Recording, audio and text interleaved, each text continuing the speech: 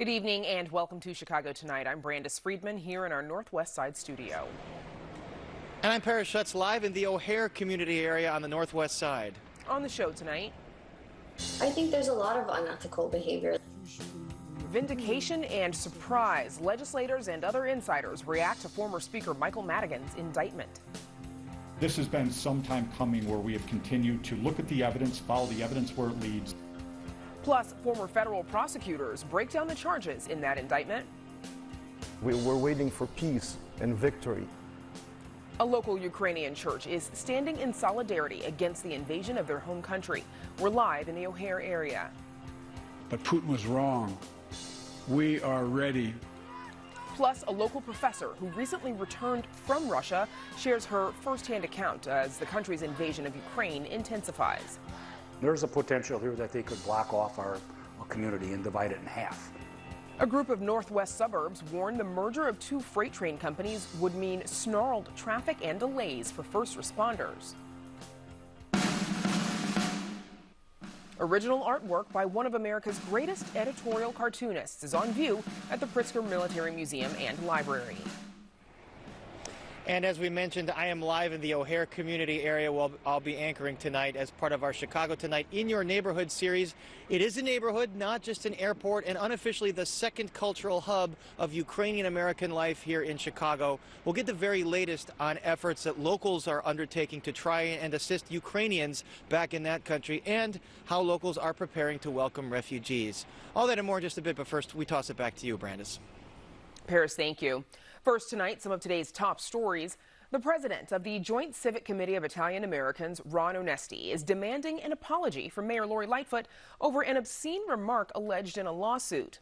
The quotation in question allegedly was said while Lightfoot was killing a deal to display the Christopher Columbus statue formerly standing in Arago Park. The statue was removed in 2020 after it became the site of vandalism and protests. According to the lawsuit, Lightfoot is alleged to have accused two park district attorneys with making, quote, some kind of secret agreement with Italians and saying, quote, I am trying to keep Chicago police officers from being shot and you're trying to get them shot. My, and using a slang term for penis here, is bigger than yours and the Italians. I have the biggest one in Chicago. Today, the Chicago Police Department filed an update as part of a federal court agreement aimed at reform and greater accountability. The developments CPD listed in its Reform Progress Update report for the second half of 2021 include community engagement on revised policies and officer training for de-escalation and use of force. The police department's report is subject to evaluation by an independent monitor per the federal consent decree agreement. The White House says President Joe Biden has no plans to meet with Russian President Vladimir Putin as Russia's invasion of Ukraine rages into its second week. Now is not the moment. We're not planning a meeting between them or an engagement or a call. The president's been very, very clear about that. But we'll have those discussions internally and weigh the range of factors. And today the president announced new sanctions aimed at several Russian oligarchs and their families. The people on the receiving end of these full blocking sanctions are wealthy allies of Putin. Up next, a look at the Ukrainian community in Chicago's O'Hare neighborhood. Stay with us. Chicago Tonight is made possible in part by Alexandra and John Nichols, the Jim and Kay Mabey family, the Polk Brothers Foundation, and the support of these donors.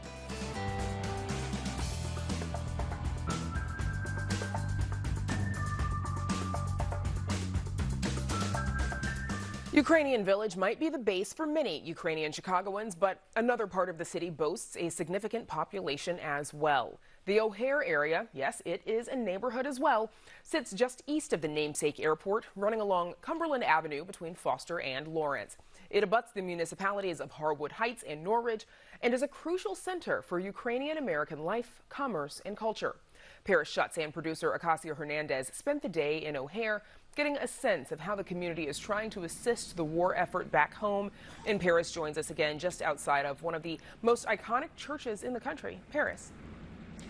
That's right, Brandis. We're right outside St. Joseph the Betrothed Ukrainian Catholic Church, which is a mecca for Ukrainian Catholics from all over the region who flock here for service. It was built in 1975 as part of the Eastern Christian tradition of churches, very architecturally striking, and a hub here on Cumberland Avenue for the O'Hare community area, which, as you mentioned, is home to a significant population of Ukrainian Americans. Obviously, this church is playing an outsized role in residents' lives right now, holding daily liturgies and prayer services around the clock for friends and family back home.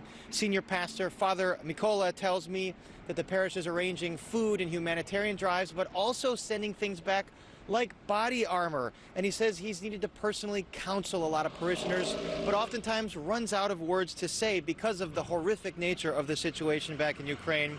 But this week does offer some comfort for all Catholics, but Ukrainian Catholics as well. It, of course, is the beginning of Lent, the holiest season in the Christian calendar. Father Mikola says his parishioners can take solace in the fact that in Catholic scripture, this was the time of Jesus' suffering. There is a crucifixion going on. There is a lot of betrayal. There's a lot of loneliness. There is a prayers that we can say, Lord, why have you forsaken me? Why have you forsaken me? At the same time, we know there has to be resurrection. There has to be a new day. We're waiting for that. We're waiting for peace and victory. This is the only way we can pray right now. And right next door is the Self-Reliance Federal Credit Union, a lender that is a lifeline for Ukrainian Americans in good times and bad. And it plays an important role because recent immigrants might not speak English, they speak Ukrainian here, and they might have access to mortgages and other lending products that they couldn't get access to at more traditional banks. Now, Senior Manager Walter Toon says that this credit union has also helped organize fundraising that has sent direct money for war and humanitarian efforts in Ukraine. We've waived all wire transfer fees for any wire transfers to Ukraine.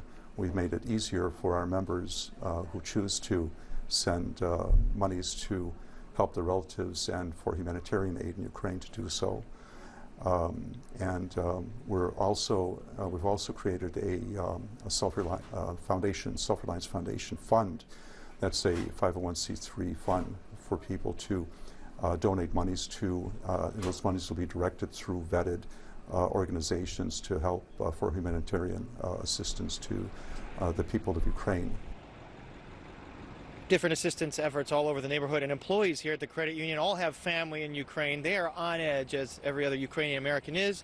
It's not just the stories of valiant defense efforts that get back home, but the stories of the bombing and the civilian casualties. Now, mortgage officer Tetiana Novikova says she does not sleep at night. Her elderly, infirm parents are in Western Ukraine and they can't move, so she says she stays up all night, every night, monitoring the situation. They're sick and they cannot move anywhere without help. And I'm always on the phone, always online. Any news, when we have a day, they have a night. Any news, I'm calling them. If it's air alarm or something, I just wake them up because they're sleeping. And this is all part of the fabric of the O'Hare community area, an oft-forgotten residential and business corridor west of O'Hare, characterized by bungalows and thousands of apartment units. It's a blue-collar population made up of a lot of city workers, and many, many, many languages are spoken in this area, not just Ukrainian, but Polish, Hispanic, everything. And it's home to county forest preserve areas like Schiller Woods, but trust, as you mentioned, by communities like Harwood Heights, and as you can hear, very close to O'Hare Airport. Now, 38th Ward Alderman Nick Sposato represents the area and says he believes Chicago should let in Ukrainian relatives and refugees. He's skeptical, though, that the city has enough shelter space for them. Instead, he is proposing the city assist families in taking Ukrainian refugees in. My answer would be asking the Ukrainian people to adopt some of these families and take them in, and then maybe we could compensate them. So if you know, Mary and John live here and they're Ukrainian and they speak the language and they could take in a mom and 2 kids or something, you know, we could compensate them. You know, we could, instead of cash assistance for people that, you know, we're giving away, let's give cash assistance to, you know, help these people out and help people that want to help these people. And we'll have the very latest on what's going on the ground in Ukraine from area Congressman Mike Quigley, who chairs the Congressional Ukraine Caucus, and more on efforts to welcome refugees. But now, Brandis, we toss it back to you. Okay, Paris, thank you. We'll see you in a bit. For nearly 40 years, former Illinois House Speaker and State Democratic Party Chairman Michael Madigan was at the epicenter of politics in Chicago and Illinois. Now, he's at the epicenter of a corruption investigation and a 22-count indictment. The news has Springfield reeling. Some are quietly protective of Madigan. For others, there's a sense of vindication. Amanda Vinicky joins us now to begin tonight's ongoing Madigan coverage. Amanda. Yes, Brandis, there's a whole lot of thoughts given this bombshell news. It wants a sense of disbelief that the once mighty Madigan is now facing federal charges, even as there's also been widespread recognition since really July of 2020 when ComEd admitted to a years-long bribery scheme intended to influence Madigan that he's been in the Fed's crosshairs. The cracks, however, in Madigan's operation surfaced earlier in 2018 when one of Madigan's political workers, Elena Hampton, went public with accusations that Madigan and his Democratic Party mishandled her accusations of sexual harassment against another political aide who was very well connected.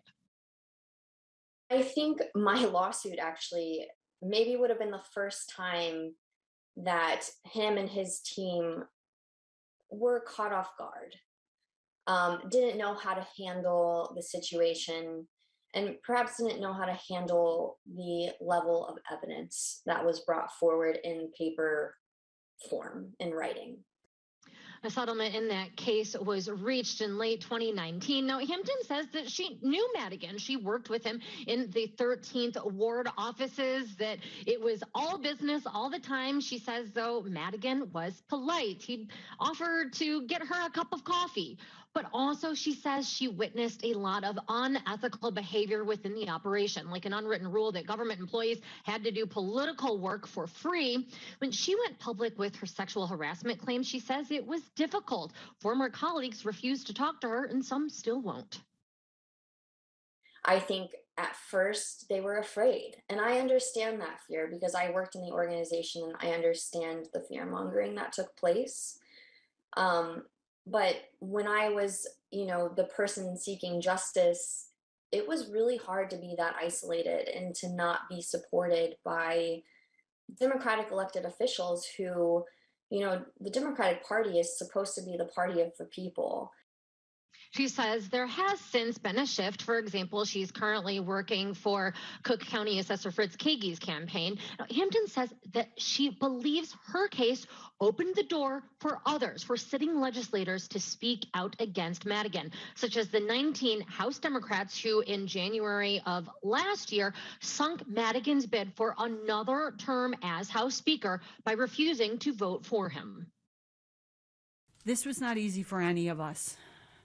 But at the end of the day, I know that I can look my daughters in the face and tell them doing what's right isn't always easy, but doing what's right is what we are required to do. State Representative Tara Costa Howard was the first in July of 2020 to publicly distance herself from Madigan while being a member of the Illinois House, calling on him to step down in light of the ComEd scandal. She says that word of Madigan's indictment yesterday was emotional for her. It was like having to relive that trauma. And I do call it trauma because it was very, very difficult. You did not know what was going to happen, right? You didn't know if you were being followed, if there were people watching you. If fear of being followed may sound perhaps to some as sensationalistic or paranoid, but Costa Howard says it has happened on the campaign trail, albeit in that case not necessarily related to any sort of anti-Madigan stance. All I knew was that I was potentially, by coming out this way, exposing things that many people don't want exposed. When the most powerful man here in the state of Illinois, when you're speaking out against him in such a way, you should be concerned. Costa Howard says there were the possibility of other forms of ramification too, like her bills getting bottled up or pushback from other powerful interests loyal to the then speaker. Now, though Madigan is no longer in power, some relationships, she says, are still strained because of this situation. It is similar for State Representative Stephanie Kifowit, who was the first to challenge Madigan for the speakership. To give representatives a choice, him or me, because there'd never been a choice before. And it was very stressful considering who Mike Madigan was. Kifowit, too, recalls being legitimately scared when she went up against Madigan. She says it was stressful. She says at the time, some legislators refused to return her calls. And again, some still won't. They viewed the challenge, she says, to Madigan as disloyal and selfish. Now, just imagine, says State Representative Kelly Cassidy, who is also part of the 19 who opposed Madigan, what it would have been like if their efforts to dethrone him had not been a success. And what this day would look like if he were still speaker. The chaos that our work would have been plunged into, the complete lack of any forward motion on any of the issues that we're working on here. Now, each of those three legislators say that Illinois is changing with Madigan no longer the speaker, pointing to the House having its first Black speaker, Emmanuel Chris Welch. Welch, by the way, not among those who worked to oust Madigan from the speakership and had heretofore really more praised Madigan's leadership. Now, certainly not everyone shares the attitude toward Madigan as the women featured in this piece. I spoke with one of Madigan's former top deputies, that was former House Majority Leader Barbara Flynn Curry, who said that if the allegations in the indictment are true, there is a price to be paid, but she says the Madigan she knows is a man of integrity.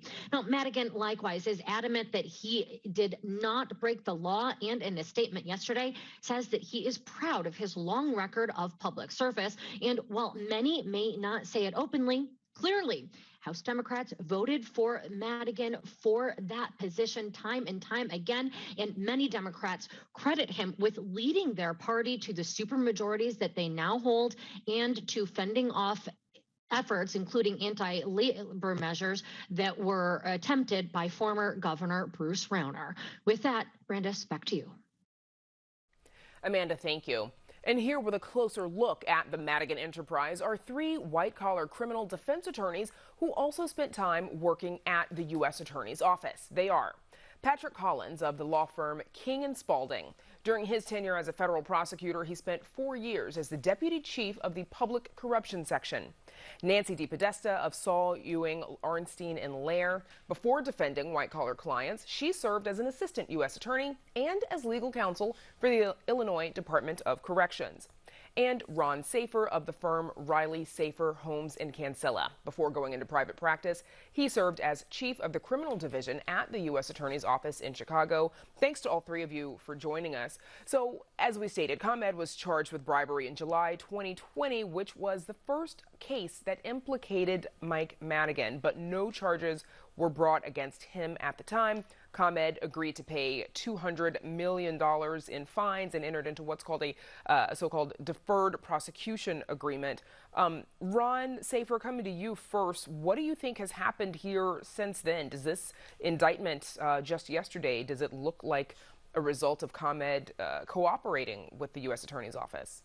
Well, ComEd has been cooperating with the U.S. Attorney's Office from the beginning, but the individuals involved have not been cooperating, and I don't believe are cooperating. And I don't think that yesterday's indictment is the product of cooperation. They could have indicted Michael Madigan for the Commonwealth Edison part of these crimes back in 2020. But what they were doing, apparently, is putting together all of the rest of the crimes in the racketeering conspiracy. So in this 106-page indictment, prosecutors allege that former Speaker Madigan killed the 2018 ComEd reform bill. Madigan told then ComEd lobbyist Michael McLean to, quote, work to kill the bill. McLean then emailed ComEd's CEO at the time, Ann Promigiore, and others saying, quote, a friend of ours gave the green light to, quote, go ahead and kill it. So Pat, let's come to you, please. When they talk in code like that and refer to Madigan by saying, quote, our friend or friend of ours, does that indicate to you that they know that what they are doing is suspect? I mean, that's what the government will partially argue. I mean, it's an odd way to refer to the speaker, but this use of code, which, you know, all of us did drug cases and you see code in drug cases. So I think that's what the government is trying to do. I think, you know, this issue of kill the bill, obviously the speaker can kill the bill on the merits. The real issue is he killing it because ComEd is taking care of interns in his board position and lobbyists and that sort of thing. And that's what the government's going to have to connect in the case. And what this Michael McLean is really a focal point here. The government's indicted him now twice, and it's going to be interesting to see how that plays out. But, you know, I do think this whole issue of killing bills, the question is there the quid pro quo, and the government's got to tie that up.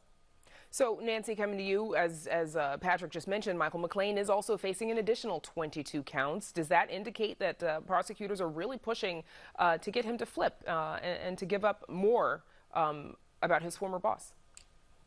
Well, certainly I think that prosecutors have already put a lot of pressure on Michael McLean already in the hopes perhaps of getting him to flip. And from what I know, there's no evidence that he has in fact done so. So, you know, people can have all different reasons and motivations for cooperating or not cooperating. I'm not sure that adding additional charges in addition to everything that Michael McLean has already faced is really going to move the needle at this point for the government. But certainly, I think that perhaps there's always a hope on behalf of the government that they will have one defendant flip against the other. U.S. Attorney John Lausch, again, he asked for more people to come forward yesterday and share what they know. Patrick Collins, is that normal? If he already has an indictment, is he sending a message? I mean, I think that's now sort of what the U.S. attorneys do at all these press conferences is to basically say, you know, we want the public to come forward with any information they have. And I think that was sort of a standard sort of call out. I do think, to Nancy's point, Mr. McLean's going on trial this September with several other people that are key players. And I think it's going to be very interesting to watch that case. Judge Lineweber issued a decision recently saying the case is going forward. But there's 4 key players whose fates are going to be determined well before the Madigan case really goes closer to trial. And I think one thing to remember, government prosecutors are never done investigating until the trial happens. And there could be years before the trial happens. So the government's going to keep digging. And I do think Mr. Lausch's comment about coming forward really is in that spirit. Ron Safer, do you need an insider to sort of tell the story to connect the dots for a jury if should this go to trial? Do you need it? No. Does it help? Absolutely. You know, a trial is a jigsaw puzzle, and evidence is going to come in bit by bit. So Patrick alluded to an email. There are tape recordings that will come in, and all of those bits and pieces of evidence the government's going to string together. If you do not have a narrator for that story, it becomes very difficult for the jury to get where you're going with all of it. With a narrator, with an insider, somebody to explain what was going on, helps a lot. Necessary helps a lot. I do think it's, to Ron's point, I mean, it would help a lot. This indictment, 106 pages, is almost death by 1,000 cuts.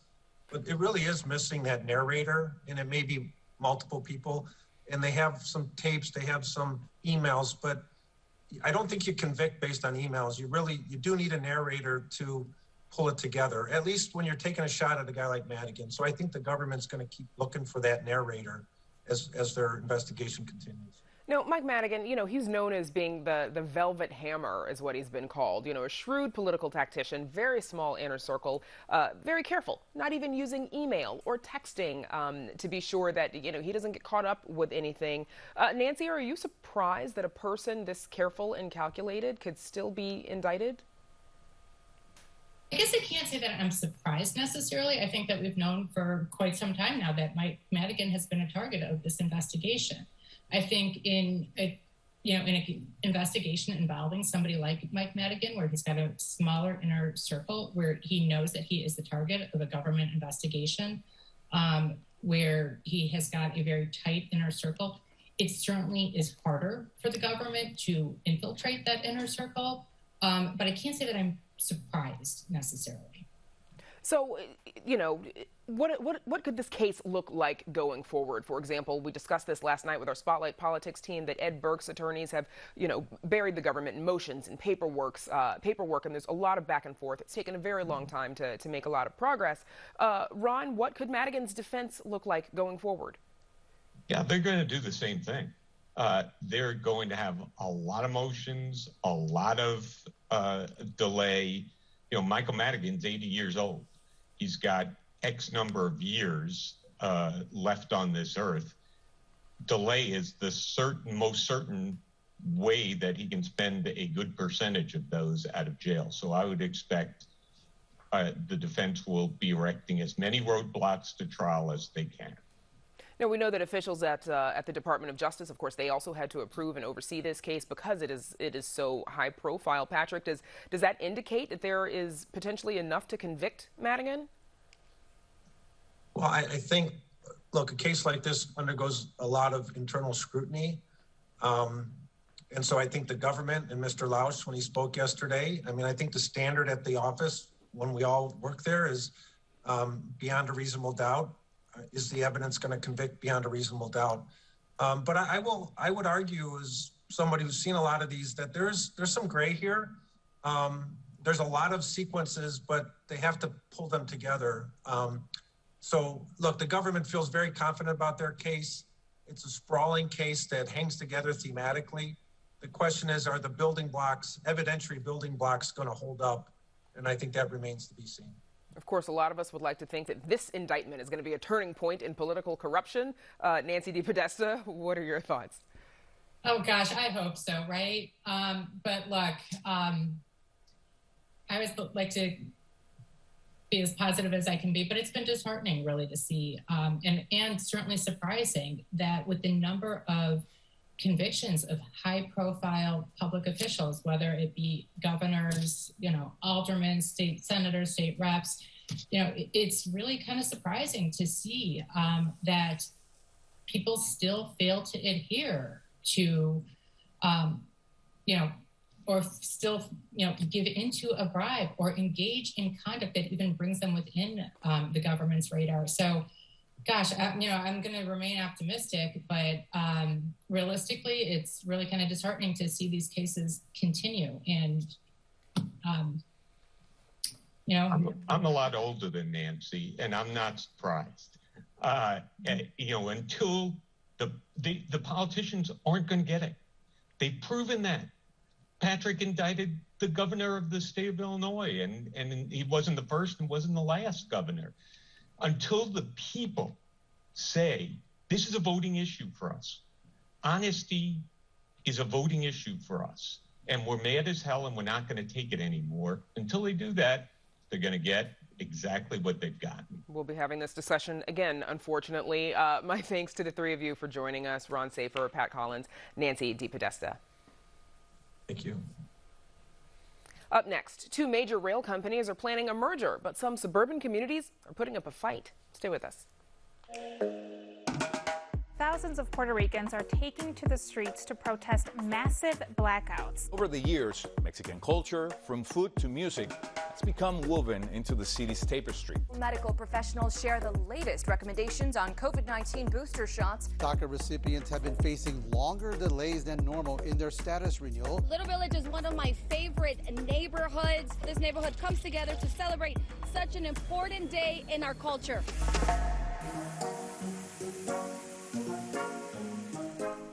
More frequent freight trains, some as long as 2 miles, dividing towns in two. That's the fear of 8 northwest suburbs that have formed a coalition trying to block the merger of 2 major rail companies. They're worried a significant increase in freight traffic along the tracks shared by Metra's Milwaukee District West line will mean big problems for commuters, residents, and first responders. As Chicago Tonight's Nick Blumberg reports, the companies looking to merge say those fears are overstated. The way Interim Fire Chief John Buckley describes it, the village of Itasca is basically split in two by train tracks. There are no underpasses or no overpasses, so there's 4 intersections that we use to get to the other side of the tracks. Our fire station's located on the south side of the tracks. About half the calls are on the north side of the tracks. He says about 30 times a year crews get delayed by a train, occasionally a freight train, but usually just by the Metra for a minute or so. Not ideal, but something that we've been able to manage here. But Buckley and other suburban officials are worried the proposed merger of 2 major rail companies would mean more frequent freight trains, which they say could take as long as 10 minutes to clear an intersection. Everything we do is time sensitive. Someone who's dying, who could in those 5 minutes become brain dead to the point where we can't even help them. Fire doubles in size every minute or so, and it can be even more. Last year, Canadian Pacific and Kansas City Southern agreed to merge. The deal's being reviewed by the Surface Transportation Board, the federal agency that oversees rail companies. Canadian Pacific spokesman Andy Cummings says the new company would be the only line linking Mexico, the U.S., and Canada. We see the opportunity to take 64,000 trucks off the road and capturing those shipments to freight rail, which creates significant environmental benefits, including about a 75% reduction in greenhouse gas emissions compared to truck hauls. In the northwest suburbs, Canadian Pacific runs freight trains on the same tracks as Metra's Milwaukee District West line. Right now, it's about 3 to 4 a day. Post-merger, the company says it plans to run 7 or 8 more, going about 40 miles an hour. At any given crossing, you're looking at about a 3-minute crossing blockage for a 10,000-foot train moving at speed. So certainly that does have an impact. That's a 3-minute blockage. To put it in perspective, that's spread out over a 24-hour period. That's going to be about 1 minute per hour. This impacts your quality of life as a community. That's why Elgin and 7 other suburbs have formed the Coalition to Stop CPKC. In a Monday filing with the Surface Transportation Board, the coalition says there's just no way to mitigate the impacts of additional freight trains on their communities, which between them have 54 at-grade crossings. If there's a breakdown on the freight line with a 2-mile-long freight train, that will block all of our grade crossings in downtown. And these railroad tracks are 100 feet from the Fox River, so it can create an environmental hazard. Elgin estimates building tunnels or bridges to get past the tracks could cost as much as $9 billion. Other communities estimate infrastructure costs of anywhere from $4 to $265 million. The merger is not a done deal. There's an environmental impact study expected this year, and public hearings are likely. If the deal goes through, communities in the coalition say they need to hear a lot more about how the newly formed company can mitigate the different impacts. The coalition wants any merger to be conditioned on no additional freight traffic along this stretch and suggests things like alternate routes and a new intermodal facility west of Elgin. The group also wants detailed federal oversight and monitoring. Canadian Pacific's Andy Cummings says the coalition's cost estimates are a big ask for a limited section of track, and he says their filing mischaracterizes a historically shared-use section of rail. Still, we very much want to work with them to address the reasonable suburban concerns. We look forward to continuing to discuss with these suburban communities what solutions might be going forward. For Chicago Tonight, I'm Nick Blumberg. As for Metra, it says more freight traffic could create delays for commuters. It's hired an outside expert and it has a filing due this month. A decision on the merger is expected within a year. Still to come on Chicago Tonight, a local organization is creating a safe space in Chicago for Ukrainians fleeing war. Plus, a first-hand account of the Russian-Ukraine war from a local professor who recently returned from Chicago from Eastern Europe. And original artwork by one of America's great editorial cartoonists, Bill Mauldin, at the Pritzker Military Museum and Library. But first, some more of today's top stories. A report released today claims a decade of investment on one Southside neighborhood has benefited the overall community economically. After more than $400 million invested through federal, state, and city funding since 2011, Woodlawn residents have seen boosts in median household income and homeownership rates. That's according to a report from the University of Illinois at Chicago and Case Western Reserve University. Researchers credit the national nonprofit Preservation of Affordable Housing for stabilizing housing for existing Woodlawn residents. According to the report, Woodlawn's median household income grew about 16% from 2000 and 2018, and homeownership grew by 23% during that time. And now that we're in March, stay tuned for a perhaps volatile month of weather here in Chicago. While temperatures in the upper 60s could come Saturday, there's a snow and rain mix expected Monday, of course, because it wouldn't be March without it. Now to Paris, who spent the day in the O'Hare community as part of our In Your Neighborhood series. Paris. Hey, Brandis. Yeah, earlier this afternoon we spoke with Congressman Mike Quigley, who represents this area. He's also on the Ukraine caucus and sits on the House Intelligence Committee. I began by asking him what he's hearing about the latest on the ground. Well, look, this was meant to be a massive all-country invasion on several fronts. The Ukrainian defense has been extraordinary, and they have held off the Russian army significantly. Unfortunately, there have been breakthroughs. Remind ourselves, this is a mismatch on paper. This is overwhelming force, and unfortunately, we're starting to see some breakthroughs. And what does that mean for U.S. and NATO? There were new sanctions announced today, but does the United States and Western countries have to up their assistance? I think the assistance has to continue and to be extended on the sanctions front, because it is starting to have some effect on the Russian economy. The drop through the floor, and so much more of their economy is tied to this through banking. So I think they have to start looking at the energy sector. But we also have to do more on the military front. We have seen unprecedented, historical changes in policies from countries like Germany and Switzerland, who was always, stayed out of all of these things, to make extraordinary contributions of military aid. That has to be enhanced as well. As I understand, President Biden is upping his ask for military and humanitarian assistance. How much will it be, and will that have bipartisan support? Just this morning, that number went from $6 billion to $10 billion. So this is something that we would go back to D.C. next week and try to pass in the overall government spending bill. It's rare that we see such extraordinary bipartisan, bicameral support for anything. But as you saw at the State of the Union, when the president talked about Ukraine, everyone stood up. Everyone supported it. So I'm hoping that happens next week. You've seen the pleas from President Zelensky, from Ukrainians, that they have valiantly fought to keep Kyiv and keep most of their cities, but they don't know how much longer they can hold on without more assistance. At what point does this escalate to perhaps NATO or other Western countries declaring something like a no-fly zone over Ukraine? Look, there's very real risk of escalation. How do any wars escalate or begin, right? A misunderstanding, a mistake. Someone miscalculates the situation, or perhaps worse yet, they assume that the other person would do what they would do, and they don't act rationally. So, supply chains that are coming in conceivably in the future could be attacked by the Russians. Is that provocative enough for them to further this? Where do those attacks take place? Which side of the border? There are all kinds of things that could escalate this, and it's a particularly dangerous time for the area and for the world, and frankly. certainly it's escalating quickly. Back here at home, a lot of Ukrainian Americans are asking for temporary protected status for refugees and for folks that are already here, perhaps facing deportation.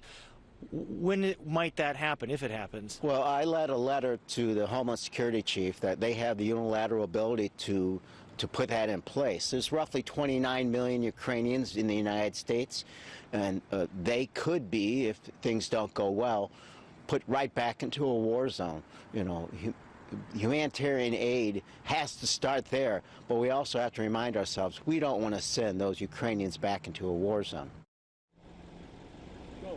And Quigley's name has been tossed about as a potential candidate for Chicago mayor. I asked him if he's interested in running. He said simply, I am solely focused on Ukraine right now. And Brandis, we toss it back to you. Paris, thank you. The United Nations says more than 1 million refugees have fled Ukraine since the start of the Russian invasion, and many more are still searching for ways to leave their home country. And for those who have managed to flee, the journey can be harrowing. Our next guest is a local professor who just yesterday returned from Russia. Joining us now to talk about her experience and more is Olga Kamenchuk, an associate research professor in the Institute for Policy Research at Northwestern University. She's also a co-principal investigator on the Comparative National Elections Project for Russian, Ukrainian, and Serbian electoral studies. Olga, thank you so much for joining us. You were recently in Russia. How would you describe the atmosphere there right now? Well, it's quite hectic for many reasons. On the one hand, there is quite a significant amount of Russians who are in shock about what has happened. I have seen people crying in the streets. I've seen people protesting. I also have seen people storming ATMs and banks to get their money, to try to exchange rubles into dollars or into euros, because as you might know, that ruble fell significantly following the sanctions. So the circumstances, the situation there is, very tense, to say the least. But at the same time, I have to admit that even though I see people protesting, still the majority of Russians are supporting this war. Depending on the poll, 57 to 65% support it, and the rest are opposing it. I have to emphasize that this is not the so-called Crimean consensus we saw 8 years ago following the annexation of Crimea. That time, over 90% of Russians supported the annexation of Crimea. Right now, about 2/3. It's still the majority, but it's not as firm of a majority than was previously 8 years ago. There is quite significant amount of Russians who are in shock. And that's what I have been seeing there.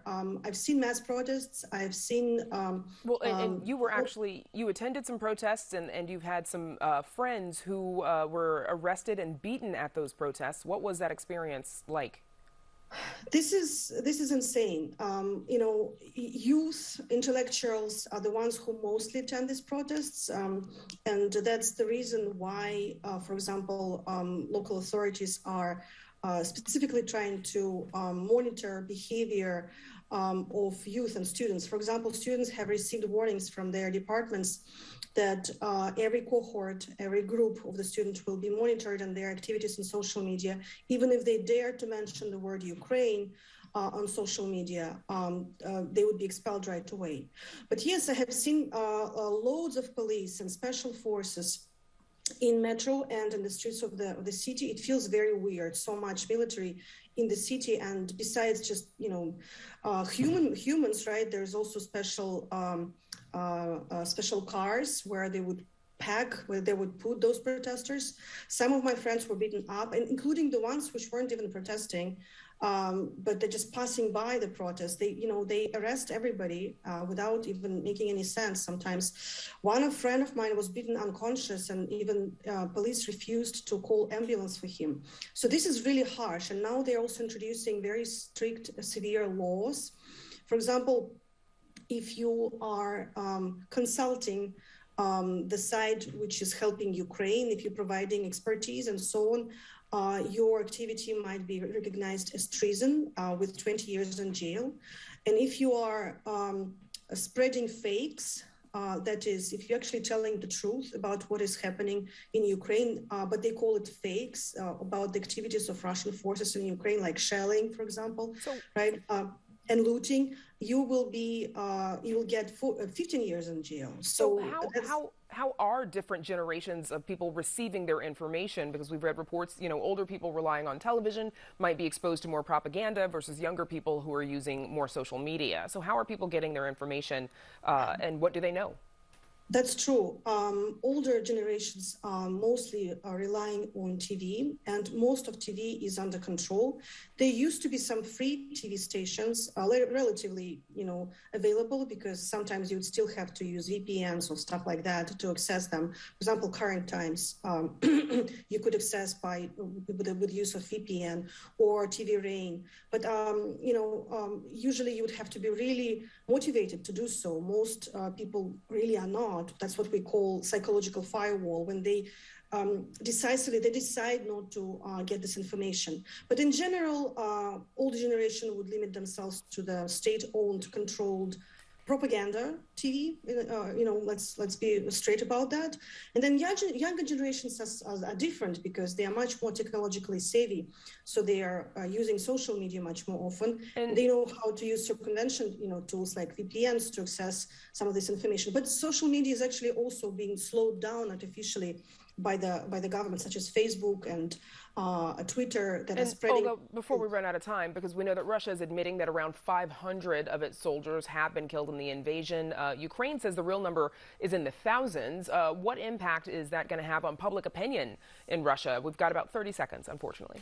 They're trying to hide information about the losses, but there is already some senators, like Senator Narusova, which is bringing this up, and she's trying to cover this information, and she's voicing the concerns about that.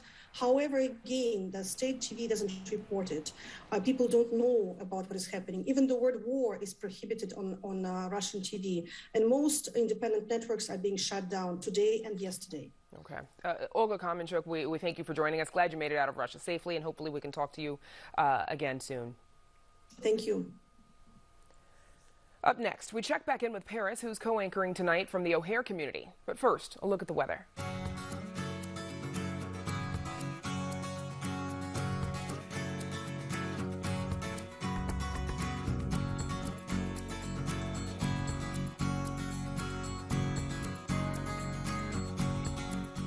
And now back to Paris, who spent the day in the O'Hare community as part of our In Your Neighborhood series. Paris.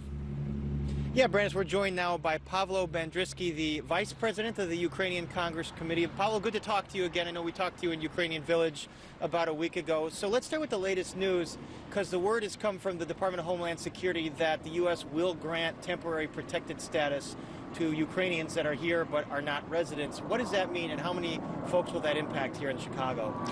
Well, we think that this is a big move because it provides legalization status for people of Ukrainian citizenship in order for them to be able to work here and get education here legally. We've worked with Senator Durbin, Senator Duckworth, and of course our Congressman Mike Quigley to make this thing happen, and they really lobbied the administration, and of course the Homeland Security Secretary announced it today. We have thousands of people here right now who are going to be able to take advantage of this status, and we're prepared for yet tens of thousands of people who may be coming to Chicago, but of course that's going to depend on lifting the cap on immigration. And so that's the next front, I think, that you want to fight on. So when they come to Chicago, where are they going to go? We had Alderman Sposato saying he thinks that families should take them in, and there should be assistance for families. What do you think? Well, families are definitely going to take them in, but what we've started is a refugee relief committee, and we've started a list. A lot of Americans, non-Ukrainians with no true connection to Ukraine other than the humanitarian aspect, have already volunteered their homes, their apartments, condos, what have you, as temporary refuge for the women and children that are going to be fleeing. And it's going to be big numbers. We know that right now over 1 million Ukrainians have fled the country, the largest massive evacuation this century. So there's going to be quite a few that might come here to Illinois. It could end up being 5 times that or more ultimately. Let me ask you, what are you hearing from friends and relatives in Ukraine right now? We see the reports of cities being shelled, civilians being killed. What are you hearing? Well, there's a lot of anguish and obviously a lot of outrage. People have taken up arms. The territorial defense forces, which is basically civilians who've been mobilized, are actively engaging with the enemy. They're doing everything they can to defend Ukraine against the Russian invaders and to try and protect the country. So, tell me about some of the assistance and relief efforts. I mean, we spoke to people all day, sending humanitarian assistance money, but also things like body armor, money to a war fund or defense fund. What other aid efforts are you undertaking? Well, humanitarian relief has been at the forefront because people are without shelter, they're without food, they're without medicine. So we have special funds set up in order to be able to deal with those things. We're working with an international relief agency that has warehouses throughout Ukraine. It's a French agency that has been dealing with humanitarian disasters for 17 years. So they've got the track record. They're very familiar with the Ukraine. And as I said, they've got a stockpile already stored in the different warehouses, and they will need to replenish that. So we're looking to provide additional money for that. Now, in addition to that, there's tactical equipment that's been mentioned. The helmets, the body armor, night vision goggles, and etc. That is also being funded right now. There's a lot of problems with supply chain, getting the stuff in there. Obviously, there's no flights into or out of Ukraine at this point, so everything has to go through a transit, primarily through Poland. And as I understand today, the two sides, Russia and Ukraine, have agreed to peace corridors to allow assistance to get in there, although I wonder if that means weapons or artillery would not get it. But anyway, Pavel Bendrisky, thank you again for talking to us, and we appreciate it. Yeah, we appreciate your interest. Thank you. You bet. And Brandis, we'll wrap things up in just a bit, but first we toss it back to you. Paris, we'll see you in a minute. By the age of 23, he had fought in World War II, tangled with General Patton, and won his first Pulitzer Prize. Cartoonist Bill Mauldin created artwork for magazines, books, and newspapers from the 1940s into the 90s. An exhibition remembers this military man and artist with a strong connection to Chicago. Producer Mark Vitale brought us this story last year. Here's another look.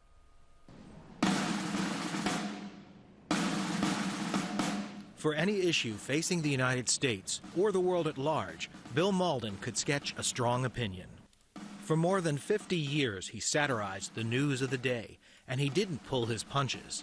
Now, the Pritzker Military Museum and Library has opened its archives of original artwork by Bill Mauldin.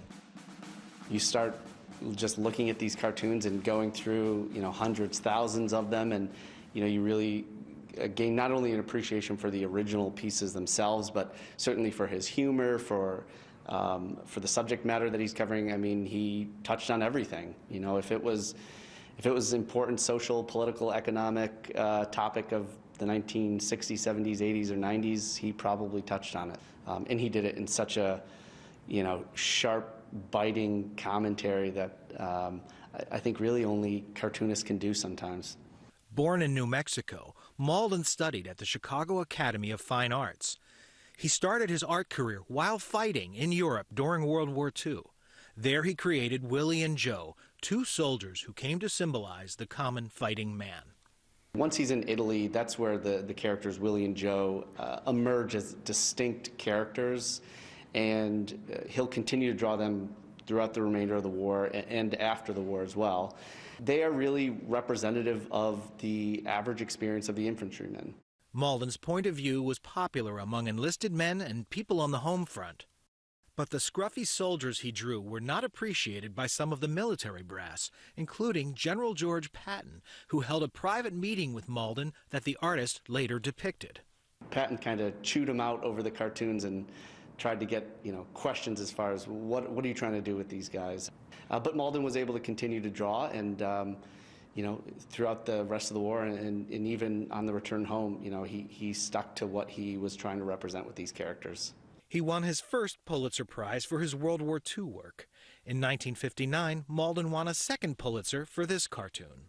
And he became an editorial cartoonist for the Chicago Sun-Times from 1962 to 1991.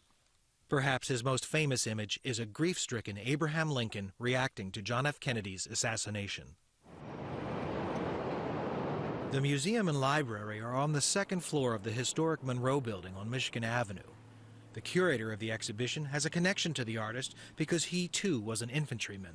I served in the Marines in Iraq, and the experiences that he represents through Willie and Joe in World War II are many of the same experiences that I went through, that I think infantrymen continue to go through, complaining about food, complaining about the weather. These are things that don't go away for those in the military. So whether you were a soldier in World War II, Korea, Vietnam, Desert Storm, I think his cartoons would speak to you. you look at his artwork now, and there are some of his cartoons that are relevant just as much today as they were when he drew them. You know, we say that there is almost a Mauldin for everything, and if it was something that happened or something that happens today, it seems like we can find a Mauldin that addresses the topic. For Chicago Tonight, this is Mark Vitale. And since the last time we brought you this story, the museum has added a virtual tour led by our own Jeffrey Baer. Check it out. And Bill Mauldin died in 2003. He is buried in Arlington National Cemetery. The exhibit of his work is called Drawn to Combat. It's at the Pritzker Military Museum and Library until April 2nd. And you can see more of the artwork on our website. And we're back to wrap things up right after this. Chicago Tonight is made possible in part by Alexandra and John Nichols, the Jim and Kay Mabey family, the Polk Brothers Foundation, and the support of these donors.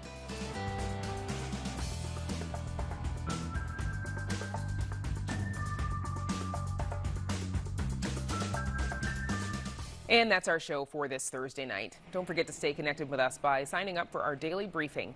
And you can get Chicago Tonight streamed on Facebook, YouTube, and our website, WTTW.com/news. You can also get the show via podcast and the PBS video app. And please join us tomorrow night live at 7. And we leave you tonight with a look at a rehearsal from the Alvin Ailey American Dance Theater's upcoming production. They'll be performing at the Auditorium Theater through Sunday. Tune in to this weekend's Chicago Tonight Black Voices for a preview of the show. Now, for all of us here at Chicago Tonight, I'm Brandis Friedman.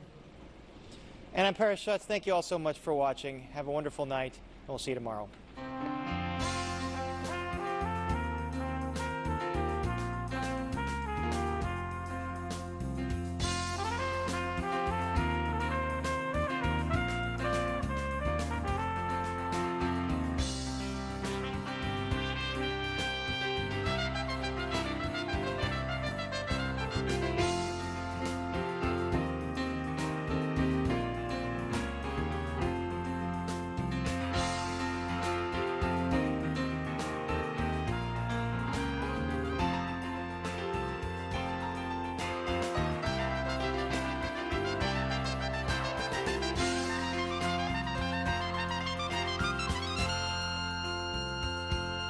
Closed captioning is made possible by Robert A. Clifford and Clifford Law Offices, a personal injury law firm dedicated to preserving the dignity and rights of all individuals.